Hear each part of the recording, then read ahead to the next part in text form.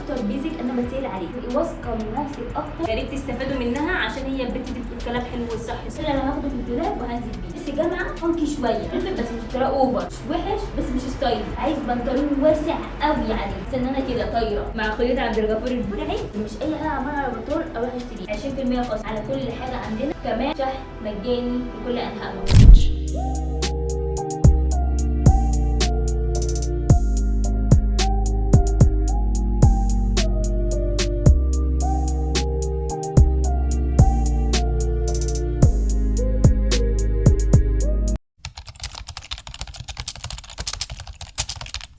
طبعا ازيكم عاملين ايه؟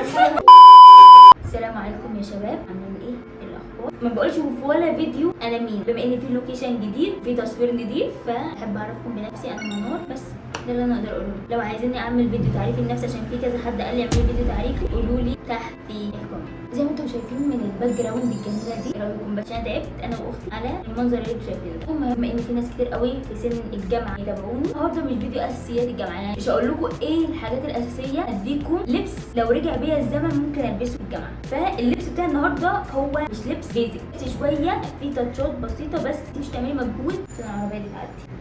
ما معيش مايك، ان صوت الدوشه ده ما يكون ازعجكم، وانا عارفه ان في مشكله في الصوت، بس ان شاء الله هحلها قريب. خلينا نكمل الموضوع. لبس النهارده حاجه انتوا تاخدوا منها انسبريشن، ان هو الهام حدود 7 ل 10 اوتفيتات مختلفه. ما يعرفش ان دي براند، انا واخواتي لكم اللينك بتاعه تحت. من الحاجات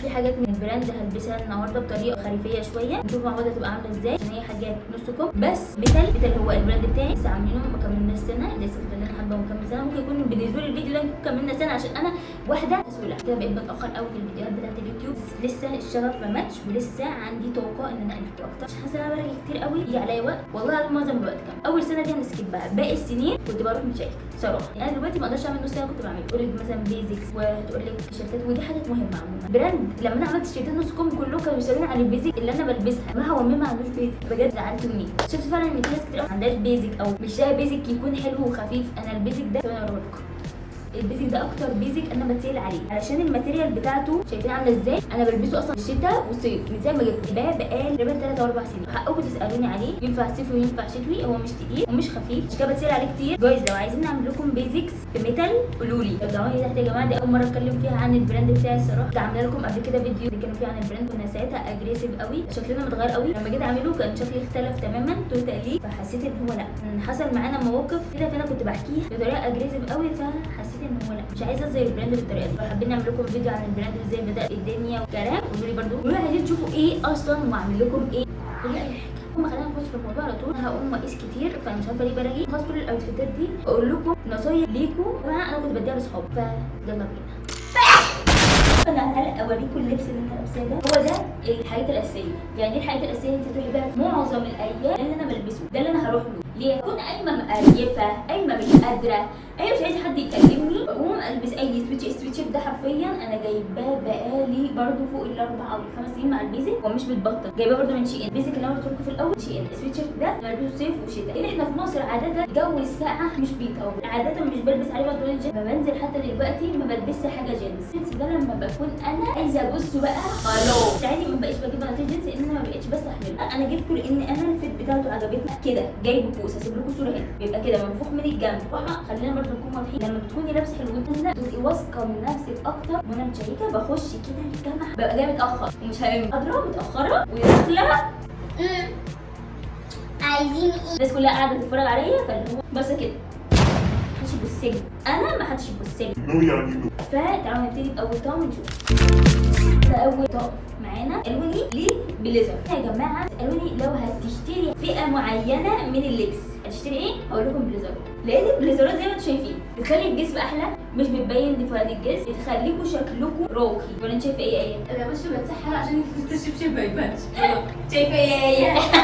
يا جماعه انا اعتمدت الطقم ده الصراحه. ايه تسرقوا يا جماعه؟ ايه ما بتلبسي ده وهي اللي جايباه، انا اللي لبسته اكتر منها. الطقم ده كاتباه وبلبسه معاكم وبشوفتوش من قبل كده، بس جايه اوريكم اللي هو لا انا عارفه انا بلبس ايه، لا انا مش عارفه. روح اعتمدت برده الطقم ده 10 من 10. انا بستفاد من اختي ستايلست، يا ريت تستفادوا منها عشان هي البنت دي بتقول كلام حلو والصح الصراحه. اختي بتفعلها قسما بالله هي اللي بتلبس، اللي يلبس هو ده الطقم كله. انا بالنسبه لي ما بنزلش في الجامعه باكسسوارات. انت بتنزلي باكسسوارات؟ لا بصراحه اكتر حاجه دي بقى اللي بجد اتخنق منها. ما اقدرش البس حاجه في ايدي وتعرق، ما اقدرش البس حاجه في رقبتي، ما اقدرش البس اي حاجه. صحابي كانوا يجوا الجامعه يا بنت بضوافر بضوافر فين كده صوابع دي كلها خواتم برموش. لا في ناس بقى كانت بتيجي برموش دي حاله ثانيه. قسما بالله انا يا دوبك بغسل وشي ده وبقول الحمد ده لله. الايفورت اللي انا بعمله، ده المجهود. وببقى محضره له من قبلها بيوم، مش ببقى محضره له الصبح. وهنام الساعه 3 الفجر وانا هصحى بكره الساعه 5 مثلا.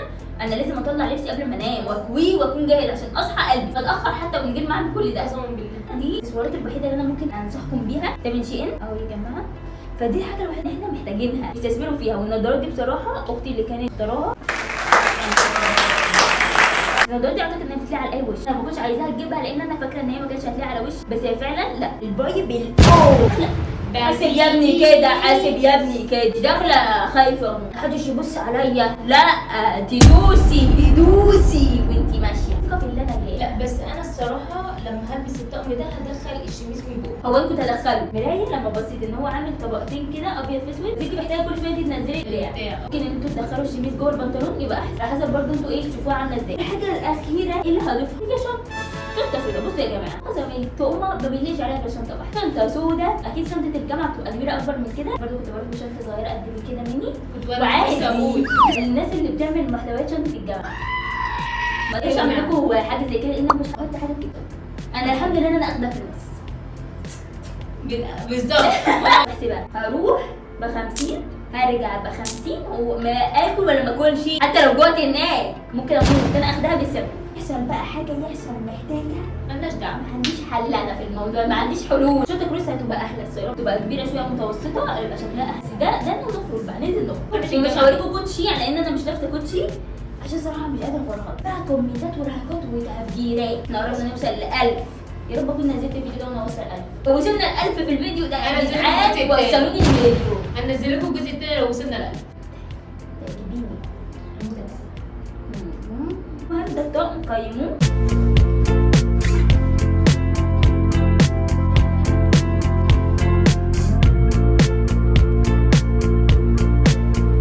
نيجي للطقم اللي بعده. ده طقم معانا تيشيرت عادي اهو، بس حركه بسيطه، فرد حته صغيره في الجيب عملت ان في شكل، عملت هو مش بيزك وعامل الشيب مربع. لا من ورا لسه زي طوله هو ما اتغيرش، هي حته بس كده سهل سريع طبعا.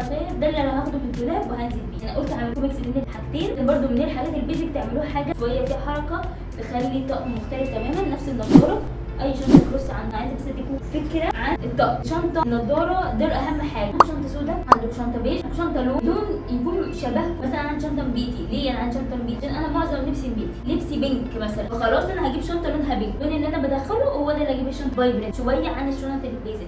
ده تاني طقم معانا. الطقم ده بالنسبه لي مريح اكتر بكتير من الطقم اللي قبله، لانه بصراحه ساعات فوضى مش مضايقاني اشياء وانا مرتاحه جدا، حاسه ان انا كده طايره. عشان معظم لبسي كده، عشان انا اصلا نزولاتي ما تبقاش خروجات، بتبقى نزولات حاجه مهمه. قولوا لي برده قيموا لي الطقم ده. انا بصراحه اديله مليون من 10. مريح خفيف لطيف وفي نفس الوقت الحركه دي غيرت الطقم كله.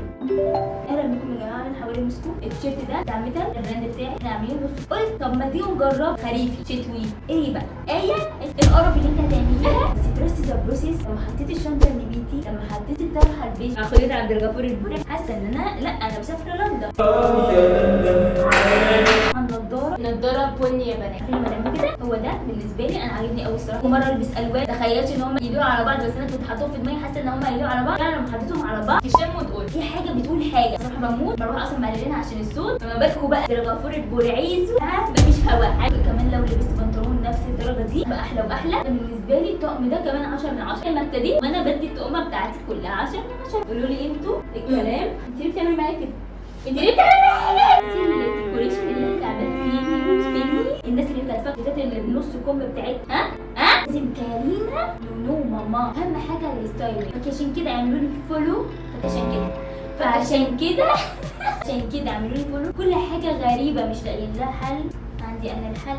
كل فاجعها وكل صراحه. تدي كام ايه؟ اديله 8 من 10. اشمعنى يعني ليه؟ اوكي حاسه ان هو لو اتفتح لا يعني قصدك الزراير دي مش حاسه، بس انا بتكلم ان لو حد فعلا عنده ساعه يلبسوا كده على بعض عادي. عشان كده عاجبني قوي اللونين على بعض، معرفش ليه. مش محتاجين كلمه اللي بعده. اموني تعمل لكم تيشيرتين اللي بنص كم بتوعنا على طول ورا بعض. تاني تيشيرت فيه ستان، يعني حاجه كواليتي. انا برضه انا البسه بطريقه خريف. بالنسبه لي الشميزات اصلا بتخنقني في الصيف، اجي البسها بالطريقه دي هكون لبست حاجه واسعه في نفس الوقت اقدر اعملها لير، لان انا لو لبست تحتها هاي كواليتي النيك اي حاجه تحت الشميز هي مش باينه بس هي مدفياني، واقضي ما البسهاش في الصيف. قولي ايه رايكم؟ حاسه ان الالوان انه ده اغمق من ده، هي كده طاقه حلوه. انا لابسه بجد لبس جامعه بس فانكي شويه، الناس اللي بتحب يبقى لبسها في شغل شويه في حركه هو ده. انا عجبني قوي كان تحت. بالمناسبه ننتقل الى اللي بعده. احنا عاملين دلوقتي في ميتال 20% على كل حاجه عندنا، كمان شحن مجاني في كل انحاء مصر. شوفوني هعرض الوقت تستنوش عليه. اللي بعده يا عم انتقلنا الى زاويه اخرى من اللبس اللي هي اللبس الاليجا قصه تشاينيز باني كوري، سموها زي ما تسموها، بس دي بس تكون واسعه شويه، عايز تضايق من هنا عشان تبقى مظبوط. القصات اللي هي بتبقى كده تخلي شيب الجسم مش مربع، القصه مقصوصه كده تخلي جسمه مربع. اللونه دي اصلا بتاعت ماما، عجبتني قوي لما شفت قصتها، وعجبني لونها على الجنس عشان لونها ازرق، وحسيت ان اللون البني معاها البني مريح شكله فيمينين. بتاعها وانت ماشيه فيه هي دي بالنسبه لي 10 نجمه. دي شكلك حلو قوي، ملفت بس مش بطريقه عامله مجهود، بس في نفس الوقت ملفت للانتباه. رايكم الاوتفيت ده روحه ماي لاف ماي لاف ماي لاف. سبب اختراعي لهذا الاوتفيت صراحه ان انا ما لبست البتاع المخرم ده، جبناه على شيء قاعد معانا دلوقتي غير على السنه الرابعه مثلا، نعمل ستايل ما هو كبير كان المفروض نجيب مقاس اصغر او مقاس معرفش. بما اني عندي شميز جديد مخطط من البيبي بلو فلا وليه ما البسوه بالطريقه دي. مش وحش بس مش ستايل، هو عاجبني، مش دي منار، مش ستايل منار. ايه تعالي كده ناخد راي ايه بجد. بس انا بجد بتاع الفود انا مش بعرضه، هو حلو على الرفيعين لكن احنا انا في المقاس من فوق كبير قوي، من تحت مش ماسك اصلا اي حاجه. الشيب بتاعها شميس في حركه وبقول حلو 7 من 10. قلنا برضه كده عجبتني برضه تحت في الكومنتات ده تدي كام، لاني بجد محتاره في الاوتفيت ده اوتفيت شوب. ممكن انا بحب البليزرات، البليزر ده بتاع ايه، وانا الصراحه ما نزلتش بيه عشان هو قصير. ممكن انزل بقى على جي، دي كام من 10؟ 8 وانا كمان اديله 8 عشان انا ما نزلتش بيه. عشان ده كروب عايز بنطلون واسع قوي، يعني واسع قوي قوي يعني، يا اما جيبه. بس بصراحه عجبني اي لو البليزر بيحلي الجسم. صدق او لا تصدق اللي البليزر بيعمله لما بتلبسيه الله اعلم، بس هو بيحلي الجسم. متفقين ولا لا؟ طبعا بقى لازم تستفيدي. اي بليزر تشوفيه جيبيه. من اي بلوزر في وشها كبير قصير تخين رفيع بيكي. انا جايبه بليزر 3 اكس لارج. ده 6 7 8. انا كان في مخيلتي ان انا هلبس بليزر، عارفين اللي هو اللي كتافه كبيره ده زي الكوريين، بس هما بيلبسوه ككول يبقى يدي طول. لا انا اسره طول وكتف كان عامل شغل. فانتوا قيموا برضه قولوا لي لو ده ستايلكم في الكومنتات.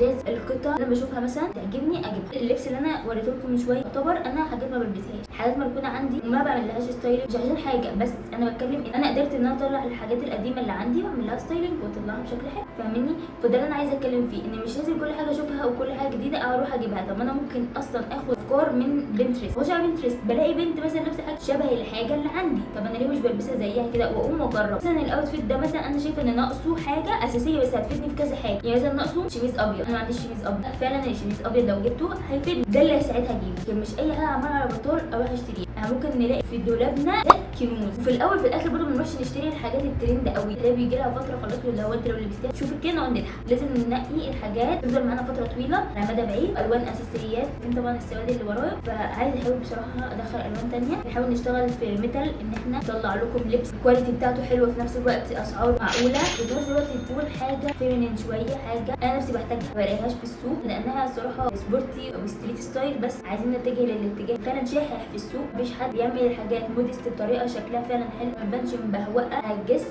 فانتظروا كل جديد من ميتال، من ميتال فولو، اعملوا لي انا كمان فولو على الانستجرام علشان انزل لكم حاجات الفتره الجايه بنزل حاجات كتير وتجارب وحاجات. اعملوا لي برده فولو على تيك توك، اعملوا الميتال فولو، واستنوا شغل عادي. قولوا لي لو محتاجين حاجات معينه مش بتلاقوها في السوق، اكتبوا لي تحت في الكومنتات. تيم الماركتنج يعني نتكلم في الموضوع ده، مع اني ما عنديش تيم، بس يعني هنتكلم نشوف ممكن نقدر نعمل لكم. اهم حاجه بالنسبه لي ان انتوا تكونوا استفدتوا من الفيديو ده وعجبكم. لو استفدتوا منه شيروه مع ناس انتوا عارفين ان هي محتاجه الفيديو ده، وقولوا لي افكار ثانيه زي لفات الطرح طب خفيف للجامعه. قولوا لي برضه في الكومنت، ما تنسوش تعملوا لي لايك وشير وسبسكرايب. يعني يا ريت اللي يتفرج على الفيديو يتفرج عليه الاخر، يتفرج عليه في اوله ويطلع منه، لا انا عايزاكم اللي يتفرج على الفيديو يتفرج عليه للاخر علشان ده بيفيدني. يعني اليوتيوب بيقول لي ان 70 او 80% الناس اللي بتتفرج عليا مش مشتركين، ففين السبسكرايب؟ لان انا بتعب واقفه في الحر اعمل لكم حاجات للخريف والشتاء، مفيش لايك. السبسكرايب ده يا جماعه لسه مش عارفين منارة قولي اسئلتكم تحت في الكومنتات، وهعمل فيديو تعريفي لنفسي. مع السلامة.